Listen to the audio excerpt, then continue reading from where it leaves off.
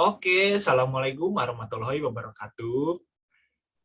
Waalaikumsalam. Waalaikumsalam, Gimana Pak. kabarnya? Sehat? Alhamdulillah sehat, Pak. Oke, coba Bapak mau lihat dulu muka-mukanya. Ini ada yang bisa on cam, ada yang on cam, ada yang enggak. Coba. Hasnan coba on cam. Punten, Pak, lagi di rumah Rizky juga sakit, Pak. coba. Lagi di rumah Oh iya, sakit nggak nemenin apa-apa. saudara, Pak. Oke, kalau Rizky Ananda ini kenapa nggak bisa on cam? Malu Pak, burik. Oke, nggak apa-apa tuh buka aja sebentar. Udah jelek nggak Sebentar apa-apa ya ya. Pak. Nggak apa-apa, sok aja. Oke, hari ini kita akan belajar membuat wireframe untuk user interface kalian ya, untuk project UAS kalian semester ini ya. Nah, sini Bapak udah menyiapkan materi tentang wireframe. Jadi wireframe itu apa sih? Wireframe itu adalah sebuah rancangan pertama dalam membuat user interface. Kalau kalian ngegambar juga kan pasti pertama ngegambar dulu sketsanya kan, betul kan? Nah, gitu. Nah, seperti halnya membuat user interface, kita juga harus membuat dulu wireframe-nya. Tapi sebelum kita membuat wireframe, kita bahas terlebih dahulu hierarki visual yang mungkin kalau di kelas Bu Astrid udah pernah dibahas ya. Itu seperti ini nih, seperti visual hierarki yang bentuk F seperti ini udah pernah dibahas di kelas Bu Astrid? Udah, Pak. Udah ya, oke. Mungkin Bapak bahas lagi sedikit ya. Jadi di dunia visual design itu ada dua hierarki visual. Yang pertama adalah visual hierarki yang bentuknya seperti huruf F. Nah, fungsi dari hierarki visual berbentuk F ini adalah membuat si user membaca dari kiri ke kanan. Fungsinya apa sih Pak? Mungkin kata beberapa siswa saya ya. Nah, visual hierarki ini memang sangat penting untuk kita membuat sebuah user interface seperti itu. Nah, di sini Bapak udah kasih contoh. Nah, di sini ada website yang menggunakan layout F di websitenya. Jadi, user itu disuruh melihat dari kiri ke kanan seperti ini, tanda panahnya dari kiri ke kanan. Nah, ini fungsinya untuk memperlihatkan detail dari si website tersebut.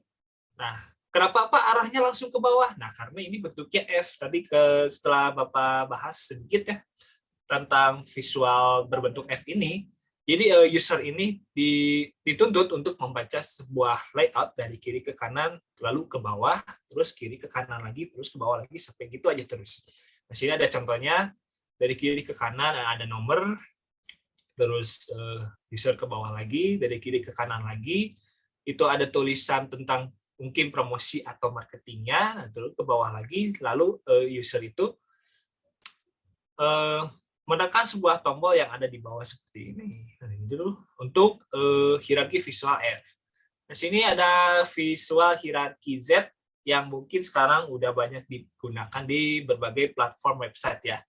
Nah, di sini Bapak menyediakan contoh untuk sebuah website yang menggunakan visual hierarki model Z ini. Jadi model Z ini merupakan model yang menuntut si user untuk membaca dari kiri ke kanan, lalu membaca lagi si konten atau isi dari website tersebut ke bawah secara diagonal, bukan lurus dari atas ke bawah seperti model F tadi. Nah, di sini ada Bapak ada contoh. Jadi untuk layout tipe Z ini, user banyak disuguhkan oleh gambar-gambar. Kalau misalnya tadi F itu banyaknya tulisan, kalau di layout Z itu banyaknya gambar seperti ini. Misalnya 5 things you did about Overpop misalnya. Terus mereka baca lagi ke kanan melihat gambarnya, lalu mereka turun lagi ke bawah secara diagonal untuk membaca deskripsi di sini. Terus untuk itu mereka langsung ke kanan dari kiri itu. Jadi posisinya itu dari kiri ke kanan terus turun secara diagonal seperti itu. Oke, udah kelihatan?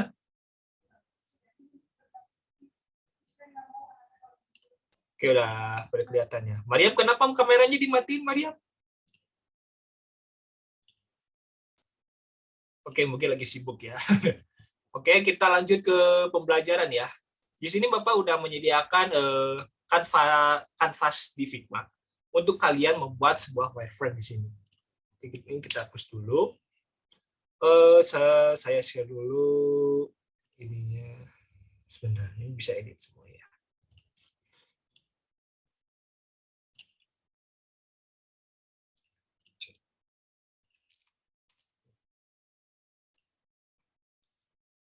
Oke, kalian bisa masuk semuanya ke situ. Nah, ini Hasnan udah mulai berinteraksi sama Figma ya.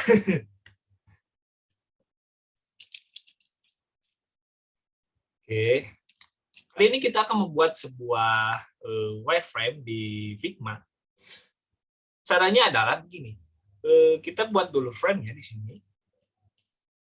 Kita misalnya ambil desktop. Nah, kalau di website itu kan pasti adanya desktop ya. Nah, di sini saya akan mempraktikkan cara membuat wireframe yang baik dan benar. Oke, Hasnan bisa berhenti ininya. Hasnan. Oke. Sekarang kita langsung membuat sebuah wireframe di sini. Nah, di sini Bapak kecilin dulu. Nah, cara buat wireframe gimana, Pak? Nah, tadi kan kita udah memperhatikan tentang hierarki visual berbentuk F dan berbentuk Z. Nah, sini Bapak akan mencoba memasukkan kotak, sebuah kotak di sini.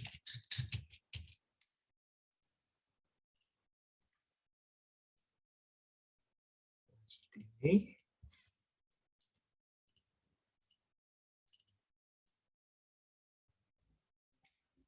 Nah, ini kita apa ya? Istilahnya kita hapus fill-nya, terus kita tambah struk. Ini kasih 2. Ini misalnya kita kasih judul header.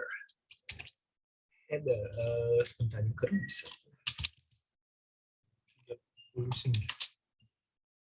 Kita kasih judul header. Nah, header ini kalau di website itu kan berfungsi sebagai navigasi kan ya, seperti itu. Nah, di header ini biasanya ada apa aja? Biasanya di sini ada logo. Terus ini kalau mau dikotakin juga bisa sebenarnya. Kita tulis dulu logonya. Lalu kita buat lagi kotaknya. Nah, seperti ini, kita fill-nya matiin, terus kita tambah struk di sini. Nah, logo kan biasanya sebelah kiri kan ya.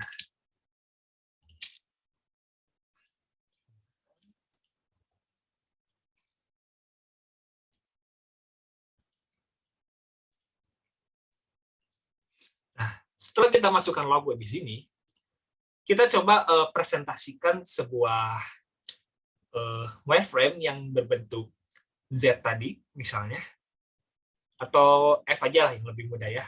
Di sini kita masukkan logo. Setelah itu, kita masukkan navigasi lain seperti menu. Coba yang lain kalau mau sambil bikin juga bisa. Gampang kok. Cara kerjanya hampir sama kayak Adobe Photoshop, kalau enggak ini apa sih namanya teh. Nah, coba Asnan tambah lagi navigasi yang lain selain menu dan logo. Kalau di website biasanya suka ada apa gitu. Saya paste dulu.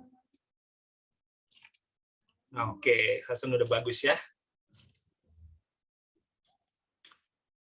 Dihilangin dulu file-nya, ditambahin stroke.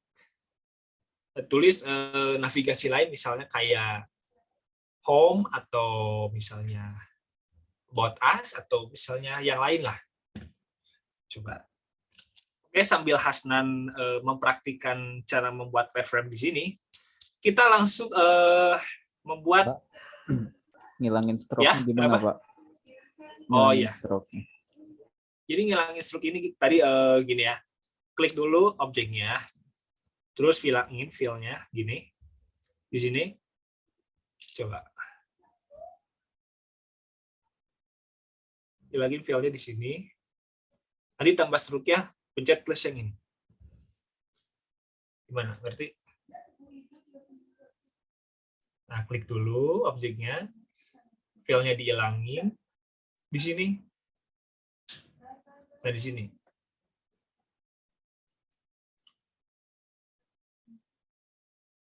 Di saya beda, Pak. Oh, versi website ya? Iya, iya. Oke. Coba bantu ya. Berarti gini, filenya kita hapus. Nah, struknya kita tambahin jadi 2. Nah, gitu. Gitu ya, mungkin Hasan udah ngerti ya. Iya, Pak. Ngerti, Pak. Oke, berarti tinggal tambahin tadi kata-katanya apa lagi yang buat di navigasi gitu. Nah, kita lanjut. Tadi sampai mana ya? Oh ya. Nah, di sini kita nambahin lagi apa ya istilahnya itu daya tarik lagi di sini. Karena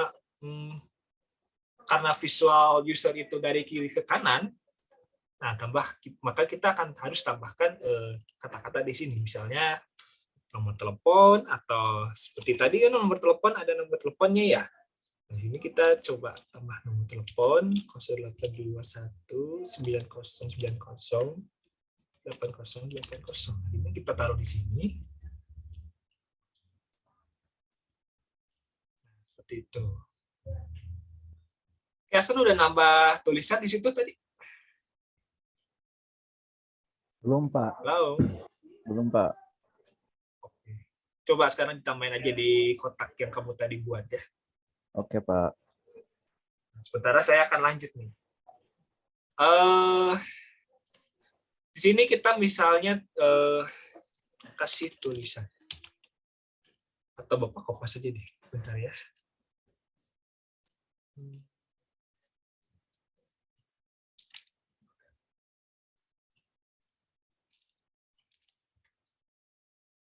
Lorek Ipsum.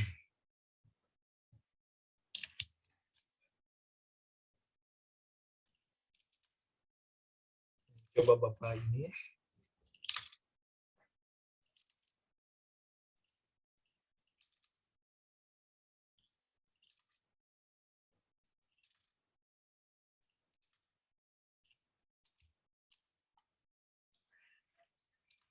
Nah, ini contohnya seperti ini.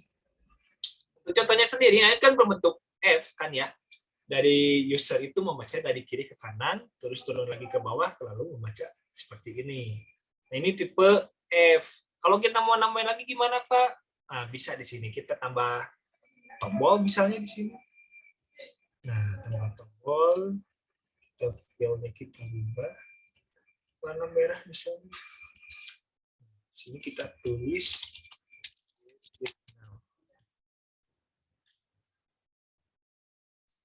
Seperti ini. Nah, ini kan menunjukkan sebuah hierarki visual berbentuk F.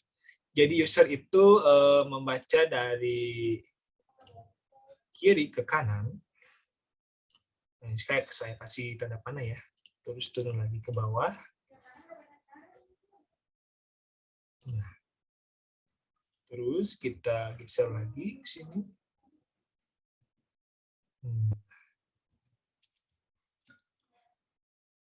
Kita tarik lagi ke bawah. Lalu kita tarik lagi sini. Ini berbentuk F kan ya, kelihatan? Kelihatan kan bentuk F-nya ya? Nah, jadi inilah yang dinamakan hierarki visual. Jadi kita harus tahu kebiasaan user itu seperti apa. Nah, mungkin setelah ini Bapak akan memberikan sedikit oleh-oleh untuk kalian. Yaitu adalah, sebentar saya stop share dulu.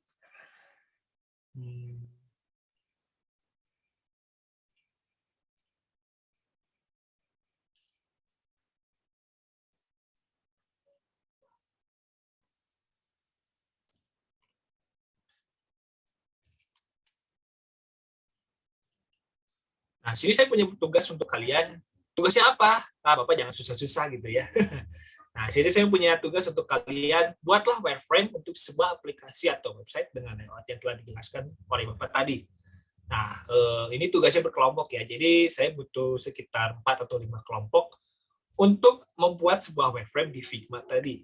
gimana caranya, Bapak tadi udah jelasin sedikit ya untuk pembuatan wireframe ini.